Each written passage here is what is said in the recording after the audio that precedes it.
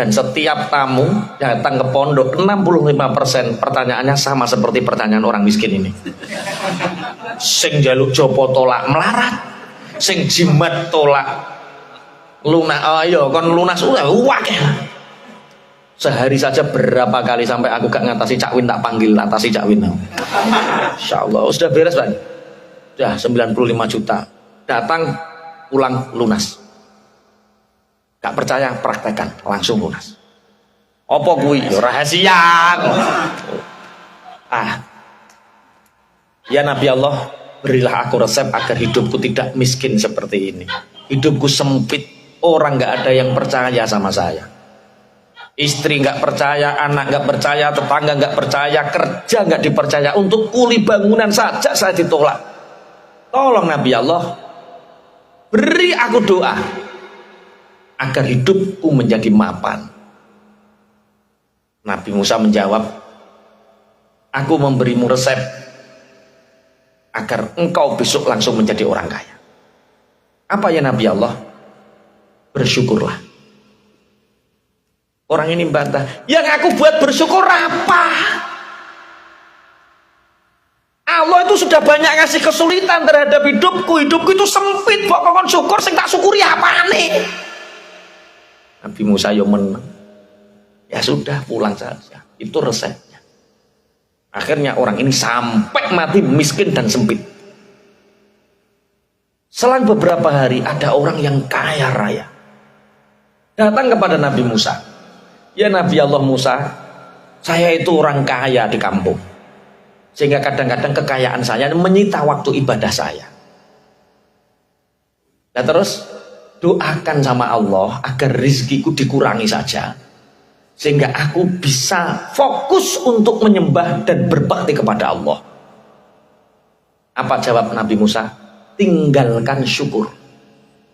Besok panggil pelacur misalkan, buat minum-minuman keras, tinggalkan syukur, maka kamu akan jatuh miskin.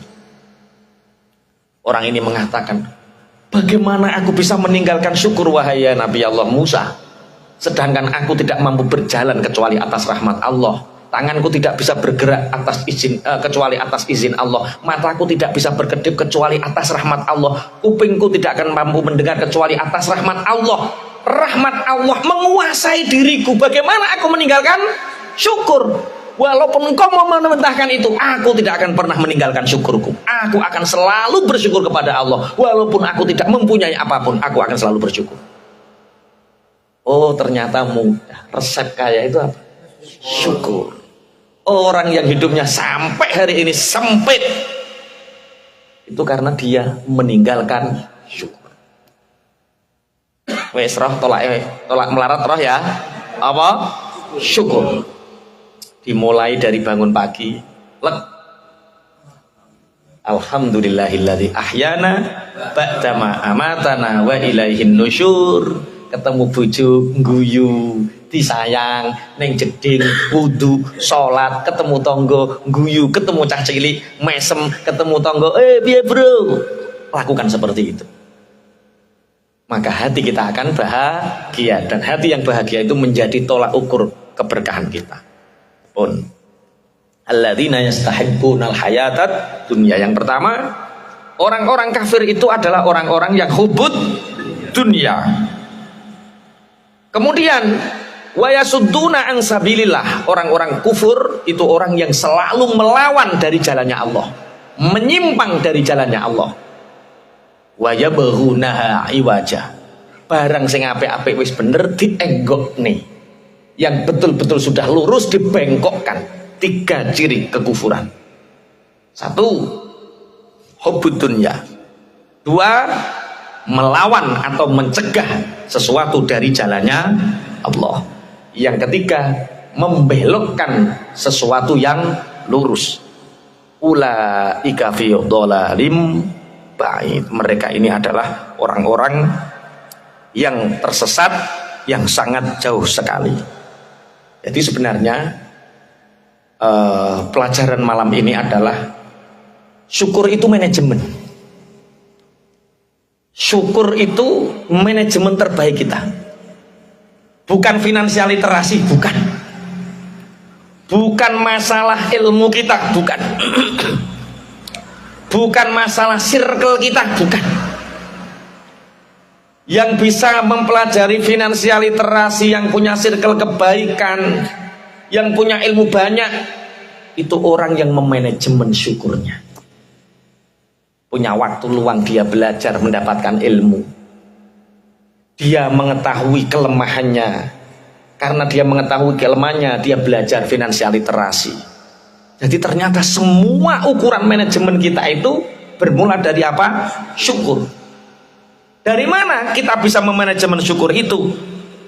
Karena kita tahu bahwa semua rencana Allah itu pasti yang terbaik. Semua rencana Allah itu pasti yang terbaik, bukan rencana kita. Cuma kadang-kadang Allah tidak memperlihatkan rencana yang terbaik itu. Allah tutupi, iradah kudrohnya itu ditutupi dengan sesuatu yang kita benci, sehingga kita menginginkan keinginan kita, rencana kita ingin di-ACC sama Allah, padahal bukan. Yang terbaik adalah rencana Allah. Pernah tau sama tak cerita nih tentang teman saya.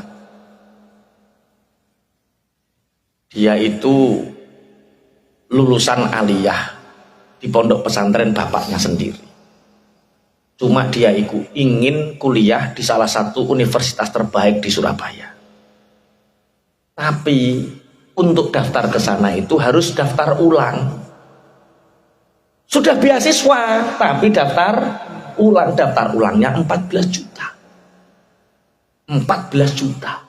Sedangkan kiai ini kiai zuhud.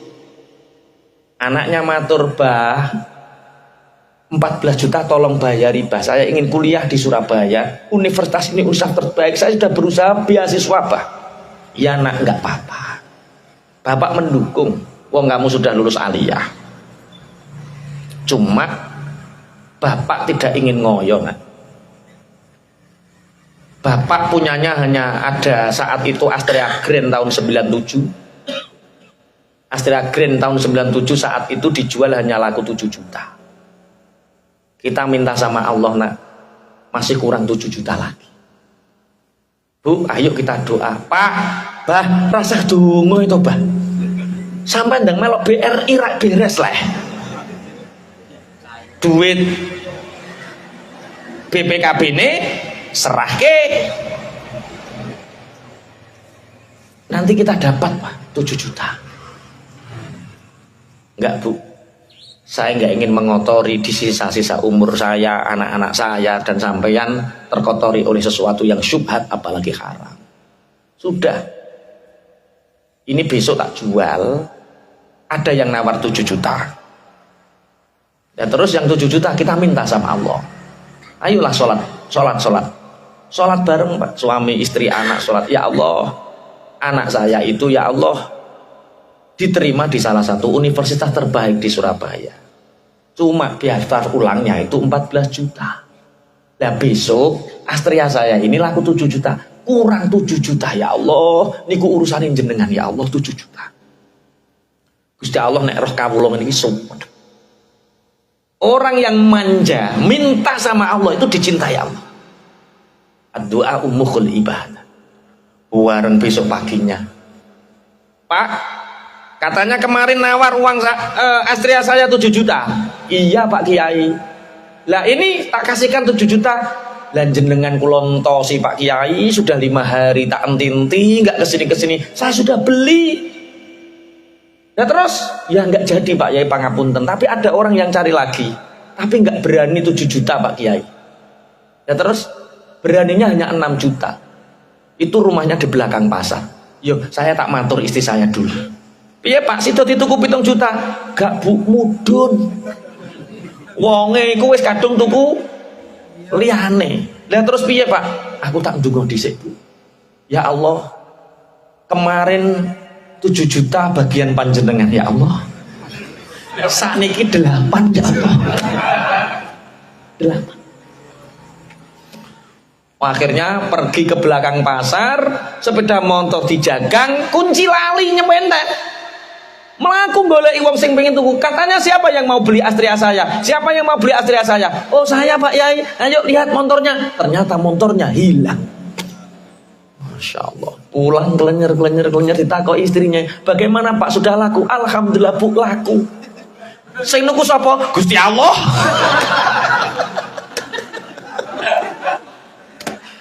Sing niku sapa? Gusti Allah. Ndonga ya Allah. Kemarin 8 juta, sekarang 14 juta ya Allah, niku bagianin jenengan ya Allah. Sampai 2 minggu daftar ulang ini ditutup dan anak ini didiskualifikasi karena tidak membayar uang pendaftaran 14 juta. Akhirnya anak ini marah. Bapak, gara-gara Bapak nggak mau hutang, gara-gara Bapak nggak mau ambil uang di bank, gara-gara Bapak idealis dengan pemikiran Bapak sehingga anak menjadi korban, saya nggak jadi kuliah. Nah, mungkin ini rencana Allah yang terbaik. Bukan, ini rencana Bapak. Ini bukan, ini rencana Bapak. Sudahlah, daripada mondok tidak, kuliah tidak, saya mau ke Jakarta. Jakarta apa? Jadi tukang cuci mobil. Nah, di cucian mobil ini ada pamflet, siapa yang ingin kerja di Australia itu boleh daftar, nanti potong gaji. Akhirnya lah yo di Jakarta kuliah tidak, sekolah tidak, hanya karena nuruti emosi, akhirnya dia kerja cuci mobil. Lebih baik yo jadi TKI.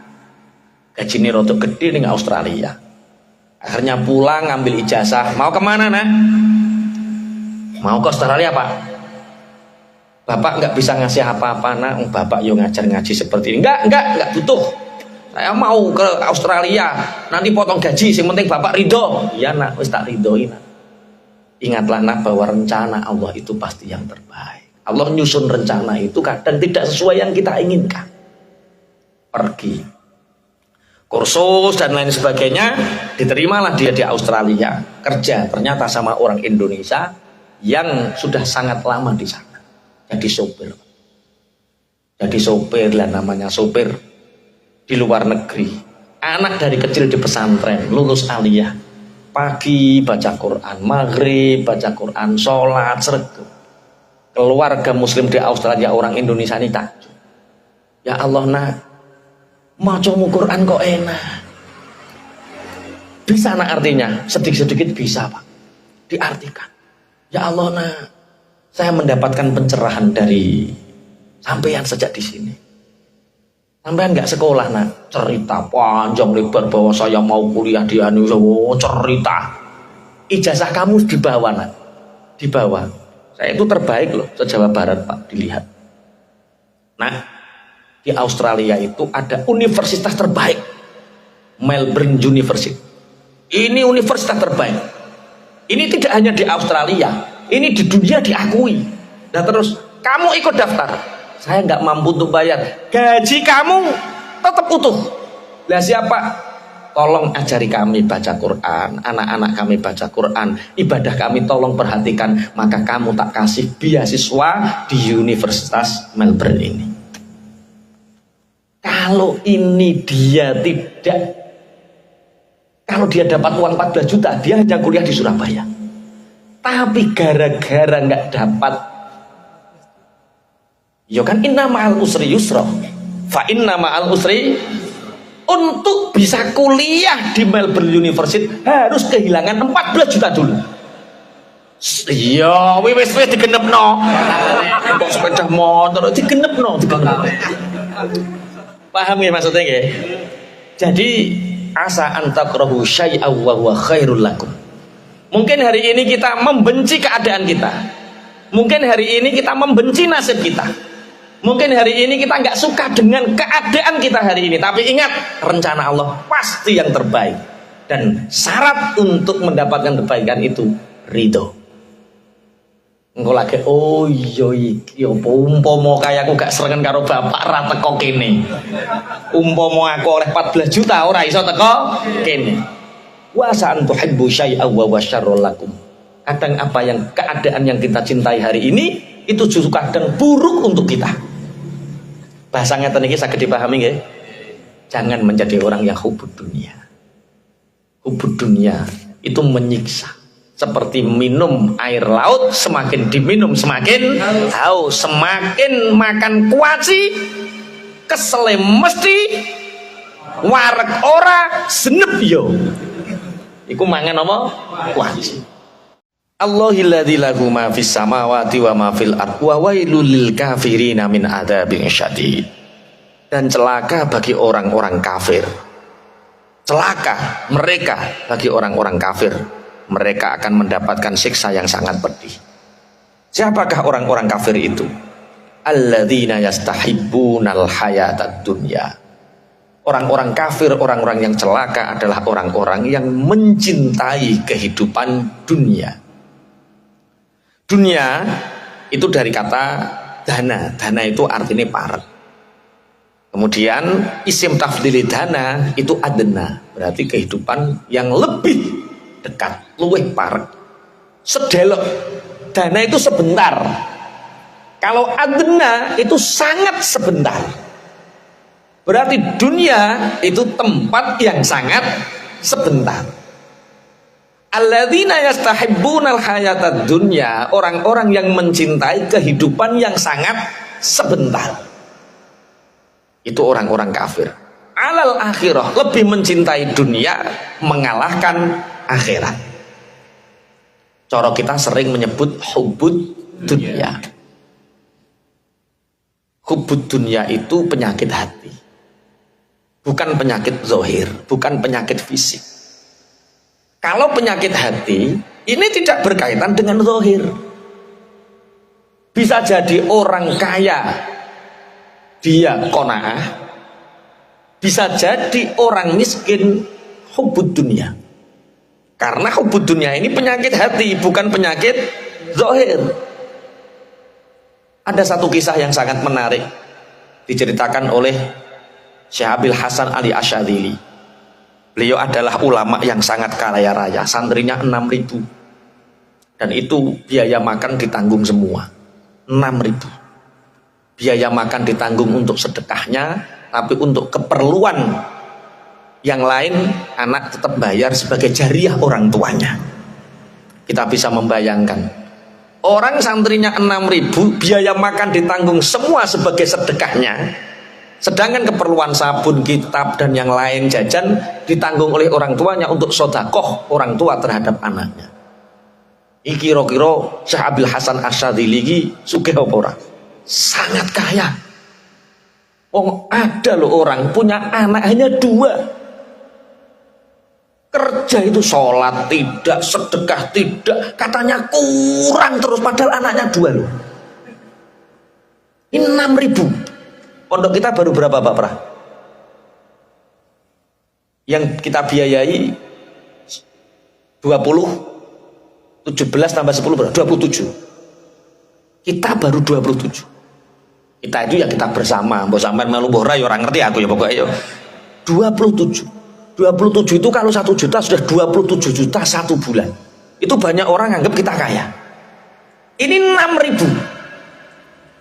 Kira-kira Abul Hasan Asyadzili ini kaya atau miskin? 6.000 kalau sekarang mondok 1 juta berarti berapa? 1 bulan loh itu. 6M 1 bulan. Di Bojonegoro ada seperti Syekh Hasan Abi Asyadzili ini. Loh. Sebentar lagi ada. Amin, amin, amin, amin. Sebentar lagi ada. Nah itu ada, jadi Syekh Abil Hasan Asyadzili ini itu beliau kelahiran Tunisia, kemudian hijrah di Mesir, kemudian bertempat tinggal di Mesir. Abu Hasan Asyadzili ini kemudian ada temannya dari Tunisia itu ngirim santri. Temannya ini pangapunten, dia kiai zuhud biasa. Tolong nak, sampan pergilah ke Mesir. Dulu ada orang kelahiran Mesir, kelahiran Tunisia menjadi ulama masyhur namanya Abul Hasan Asyadzili. Pergilah ke sana, minta petunjuk, ngaji beberapa waktu di sana, kemudian pulang lagi ke sini. Cara saiki ngono apa nek ngarani? Dikirim, dipaket ngono. Biasa kiai seperti itu. Pergilah ke sana. Perbedaannya sangat jauh sekali. Sampai di Abul Hasan Asyadzili kaget. Karena Abul Hasan Asyadzili itu pakaiannya rapi, baunya wangi, tempat duduknya mewah, rumahnya megah. Kaget. Bahkan Abul Hasan Asyadzili itu punya kendaraan yang di Mesir itu paling indah. Ditarik dengan beberapa kuda, terus cara saiki jogging apa? Wis pokoke cara mobil paling mewah cara. Cara saiki apa ning kene?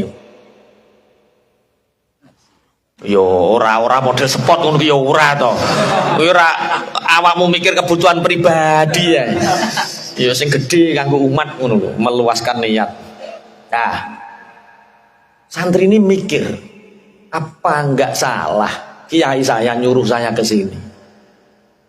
Apa kiai saya enggak salah suruh ngaji sama orang yang hubud dunya? Akhirnya matur sama kangkang sing gede-gede, untuk menemui Abul Hasan Asyadzili bukan sembarangan orang. Sampai ngaji sama sing gede-gede dulu, nanti kalau ditimbali beliau akan bersok, kamu ditimbali. Betul ngaji sama kangkang. Ternyata santri-santrinya Abul Hasan Asyadzili nggak pernah bahas dunia. Yang dibahas ilmu ghirahnya, ilmu luar biasa. Sampailah santri Tunisia ini dipanggil. Kamu dipanggil yai, ditimbali. Nah, sampaikan kepada kiaimu. Apa Syekh? Hilangkan sifat hubbud dunia. Karena hubbud dunia ini yang menjalar kepada karakter kekafiran. Kadal fakru ayyakuna kufron. Dikupas habis tentang hubbud dunia ini, santri ini pulang apa gak salah ya? Mosok kok sing sugih nuturi sing melarat aja oleh hubbud dunia. Sepanjang perjalanan dia itu teringat beberapa bulan di rumahnya Syekh Abul Hasan Asyadzili. Aku tahu bahwa pembantunya itu jumlahnya 16. Jadi saumai Syekh Abul Hasan Asyadzili pembantunya 16. Karyawannya sekian, kabeh hafal betul santri ini. Pulang, nak, dapat pesan apa dari Syekh Abul Hasan Asyadzili? Pak Kiai, saya dapat pesan, tolong Pak Kiai hilangkan sifat hubbud dunia. Langsung diluk nangis ini kiainya, yang Tunisia nangis. Masya Allah, begitu makrifatnya Syekh Abul Hasan Asyadzili. Saya tiap hari itu mikir, besok santri saya bagaimana, anak saya bagaimana, pondok saya bagaimana. Saya dipikir dunia. Sedangkan Syekh Abul Hasan Asyadzili dengan kekayaan seperti itu tidak pernah sedetik pun mikir dunia. Nah, awakmu sing ndi? Duwe ngeten, sampean duwe mobil 10 ora tau mikir. Karo duwe Mio abang mbok pikir terus piye bensine, piye pajeke, piye nek mogok. Iku sing hubbud dunya sing ndi kira-kira?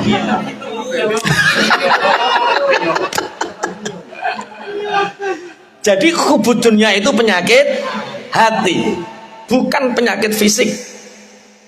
Bisa jadi yang hubbud dunya orang kaya, bisa jadi orang miskin juga punya penyakit hubbud dunya. Kalau kita punya dunia, ya simpan, tapi jangan di hati. Kita boleh genggam dunia, tapi jangan di tangan kita. Di mana kita menggenggam dunia? Diberikan kepada umat. Di mana kita menyimpan dunia? Yo kayak neng rekening wakaf atau rekeningnya dewis, pokoknya hati ini clear, tidak ada unek-unek tentang dunia. Karena penyakit hubbud dunia ini penyakit yang menghinggapi orang-orang kafir.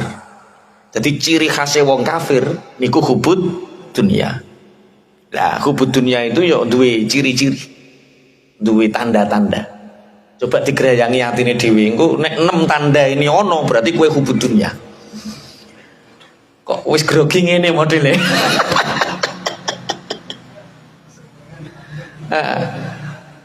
Apa Pak Ikram tanda-tandanya hubbud dunya Pak Ikram? Ora roh wong ora duwe penyakit kuwi ya. Sing duwe penyakit mesti ngerti tanda-tandane hubud dunya. Apa Mas Taib? Tanda-tanda hubud dunya. Oh, dia orang ngerti, orang duwe penyakit. Lah kok terus aku mbok darani Pak Yai nerangno berarti duwe penyakit. Wah ngene ta wong suudzon elek ngene. Iya, dia nggak bisa jawab karena nggak punya penyakit itu. Terus darani aku sing nerangno. Oh, iso nerangno tanda-tanda hubudnya berarti aku sing duwe penyakit. Wah, kuwale. Hubud dunia itu, penyakit hubud dunia itu ciri-ciri khasnya satu. Dunia itu menjadi tujuan. Dunia itu menjadi tujuan. Kerja, ibadah, atau untuk dapat uang. Wah ini sing kerja, ini sing ibadah. Sampeyan nyambut gawe, kaumah, terus ngeng kantor, wi golek gaji apa golek ganjaran?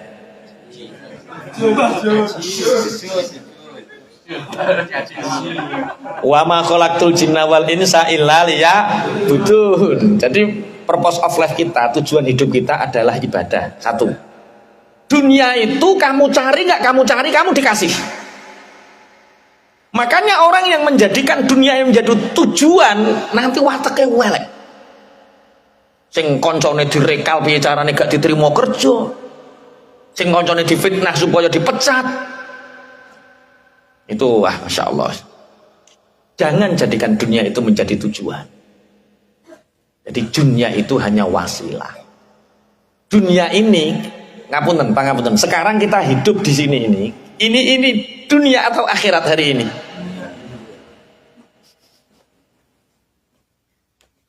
Kowe iku asline makhluk akhirat. Cuma ketelarak ning dunya. Sekarang kita sedang ketelarak. Ojo ke mampir lah. Mampir kan sangat sebentar sekali. Makanya dunia itu dari kata dana. Di isim tafdhil adna. Jadi waktu yang sangat singkat.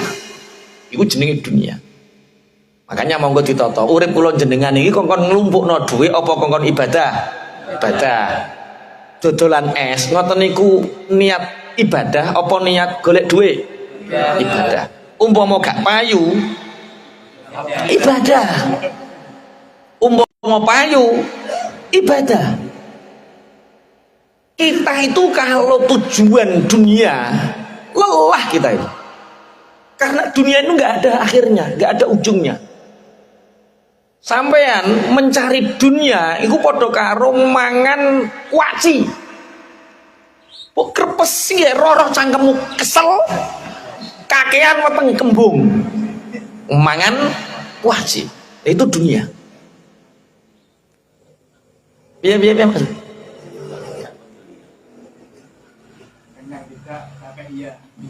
Lah yo kenyang tidak, capek ya, itu mangan kuaci. Jadi sampai nek kuwesel nyambut gawe, golek donya, pasti niatnya salah. Itu bukan ibadah. Itu golek kuaci. Nek ra putih mangan kuaci, yo ngombe banyu segoro. Semakin diminum semakin haus, semakin diminum semakin haus. Karena apa? Menjadikan dunia menjadi tujuan.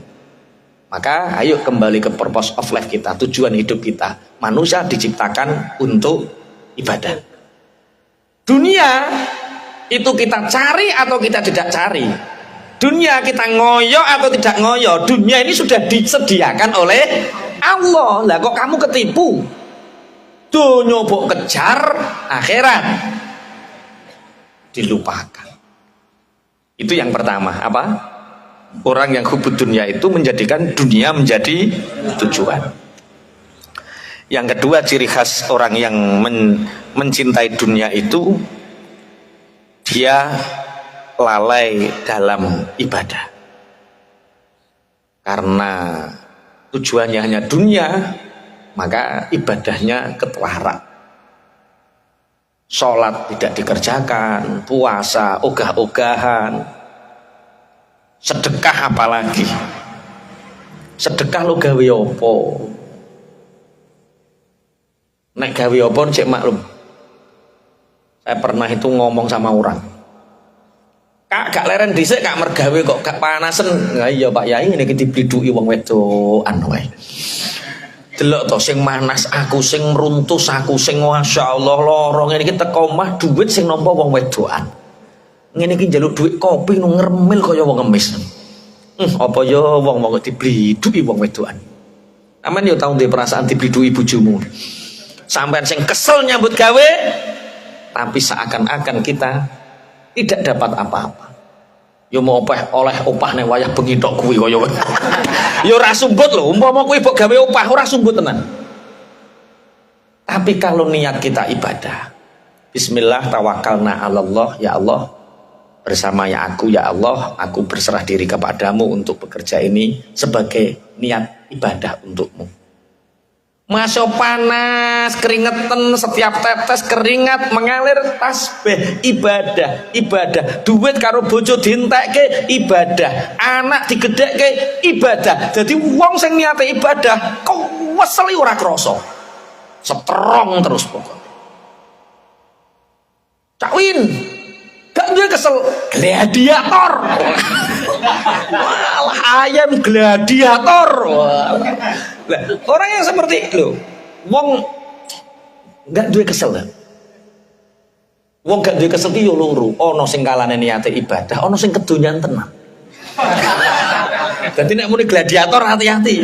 Ada yang gladiator itu yo kedonyan tenan.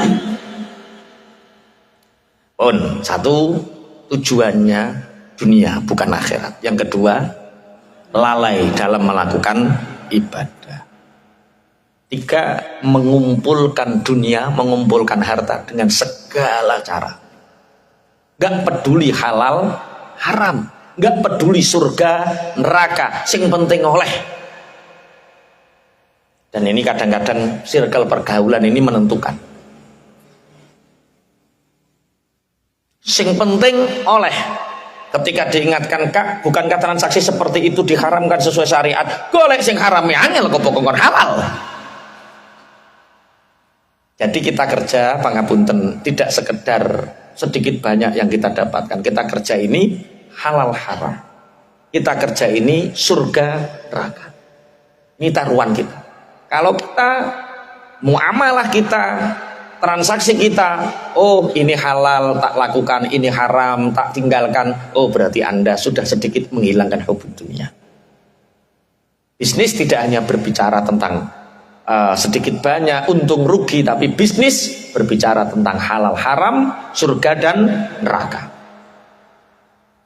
Wes, sing nomor 4 medit. Wes. Iya, apa bahasa Indonesia? Kikir, pelit. Ketika ini ditanyakan kepada setiap orang, apakah kamu pelit? Semua akan menjawab perasaku, aku ya luman.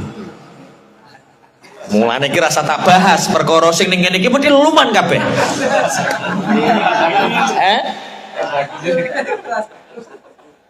Makanya nanti yang paling banyak dihisab di akhirat itu dosa-dosa pelit Anda karena Anda gak pernah merasa pelit. Iki halas kabeh. Ciri-ciri hubud dunia, satu, tujuannya hanya dunia bukan akhirat. Iki dudu aku. Lalai dalam ibadah, oh dudu aku cek sholat aja, dudu aku. Yang ketiga, dengan segala cara untuk mengumpulkannya, wah dudu aku. Pelit, tambah dudu aku. Ngaji kok alas terus sih piye? Wes, ijek selamat ya. Oh alhamdulillah selamat. Ijek kurang loro. Yang ke-5 itu serakah. Serakah itu tamak. Tamak itu rakus. Rakus itu ingin merampas hak orang lain. Mestinya bukan haknya, pokoknya aku kudu oleh. Jabatan iku kudu aku sing dadi. Oh, itu harus ponakanku yang jadi. Sawah itu harus kena saya. Apalagi pekerjaan itu harus saya. Oh itu pokoknya serakah, rakus, tamak. Itu tanda orang yang hubud dunia. Yang ke-6, yang terakhir ya. Yang keenam, tidak bisa bersyukur. Kurang. Orang yang hubud dunya, hidupnya selalu gelisah. Ape turu mikir, anak masih bayi, tabunganku kok lagi 20 juta, sampai nek sekolah SMA piye? Lah yo anak bayi lho sing dipikir anak ejek, sampai nek SMA piye? Anak wis SMA sing dipikir anakku mergawe opo, tak golek tanah ning ndi? Astagfirullah. Jadi orang yang hubud dunya itu hidupnya tidak pernah bersyukur, gelisah terus, mikir piye sesuk. Lah, apakah cukup mengetahui alladzina yastahibbunal hayatad dunya 'alal akhirah? Ciri-cirine wis kabeh apa demo? Siji, dunia menjadi tujuan. Dua, lalai dalam beribadah. Tiga, mengumpulkan harta dengan segala cara, agak peduli halal haram. Yang keempat, kikir. Yang kelima, serakah. Yang keenam, tidak bersyukur. Lah, cara menanggulangi ini apa? Ini kan penyakit hati. Kita harus tahu cara menangkalnya. Piye Pak Ikram, cara menangkali penyakit hubud dunia? Fafiru ilallah, berlarilah kepada Allah. Wong kok kon playon. Fafiru ilallah. Piye Mas Taib? Tawakal pasrah terus tengok-tengok ra lapo-lapo ngono.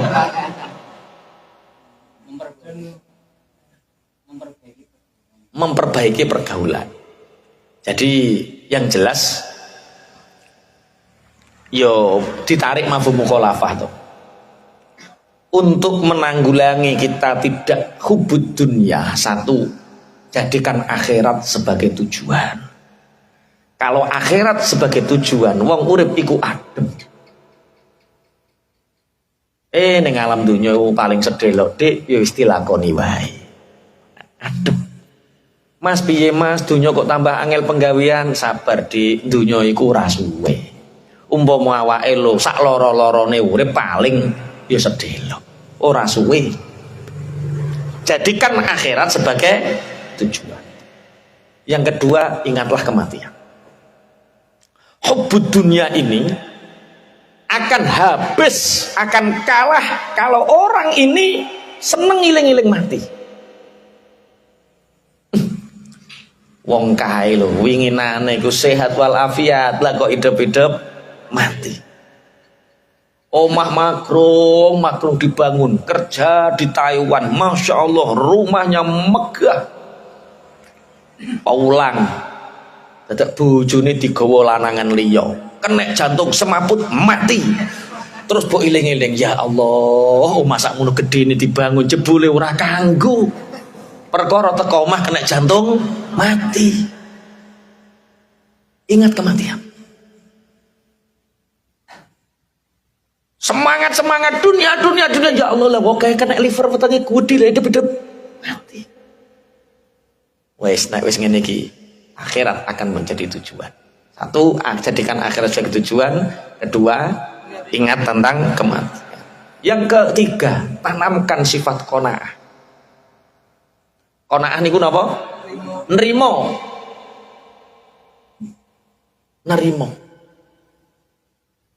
Qanaah niku sifat nerimo.